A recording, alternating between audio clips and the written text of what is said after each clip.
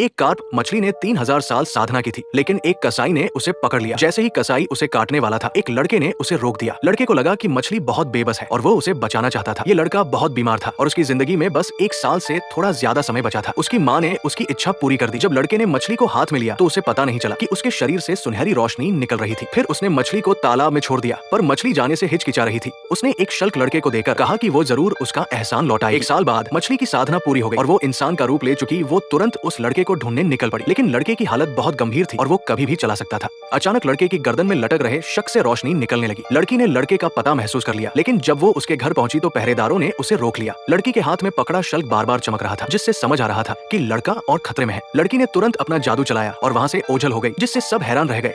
अगले ही पल वो लड़के के पास दिखाई दी और उसने आया का रखा हुआ सूप गिरा दिया। लड़की ने कहा कि ये सूप लड़के की हालत और खराब कर देगा। ये सुनकर आया बहुत नाराज हो गई और उसने उसे बाहर निकालने की कोशिश। तभी लड़की ने लड़के की माँ का हाथ थामकर कहा कि वो वही छोटी कार्प है जिसे उसके बेटे ने बचाया था और वो लड़के को जगाने की शक्ति रखती है। ये सुनकर लड़के की माँ दंग रह गई, जबकि आया को लगा कि लड़की झूठ बोल रही है। तभी लड़की ने 7 रंगों वाली एक कमल की कली निकाली। डॉक्टर ने तुरंत पहचाना कि ये बहुत पुराने इलाज में इस्तेमाल होने वाली चीज है, जो किसी मरते हुए को भी जीवन दे सकती है। फिर लड़की ने अपना जादू चलाकर लड़के को वो कमल खिला दिया। लड़के के शरीर से सुनहरी रोशनी फैलने लगी। कुछ देर बाद लड़के ने धीरे धीरे आंखें खोल दी। ये देखकर सब हैरान रह गए।